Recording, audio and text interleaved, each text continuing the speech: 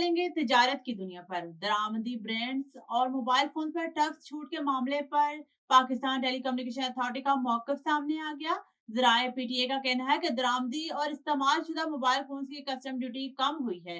PTA fees नहीं, PTA के पास tax में कमी की या ज्यादा का कोई इख्तियार नहीं है। पीटीए जराए के मुताबिक टैक्स जमा करने का सिस्टम ऑनलाइन होता है।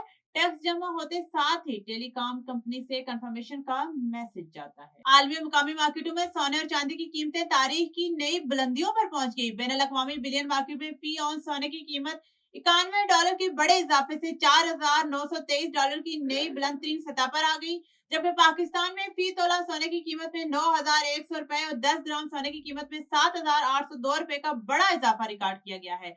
कीमतों में इजाफे के बायस मुकामी सराफा बाजारों में फी तोला सोने की कीमत ₹5,14,662 और 10 ग्राम सोने की कीमत ₹4,41,239 की नई बुलंद तरीन सतह पर पहुंच गई। स्टेट बैंक ऑफ पाकिस्तान ने कहा है कि ज़र मुबादला के सरकारी ज़खायर में गुज़िश्ता हफ्ते के दौरान $1,60,00,000 का इजाफा हुआ है।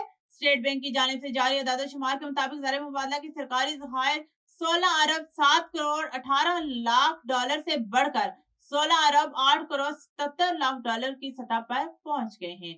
मरकजी बैंक ने बताया है कि एक हफ्ते के ज़र मुबादला की मजबूरी ज़खायर की मालियत $98,00,000 के इजाफे के साथ $21,25,82,00,000 की सतह पर आ गई है।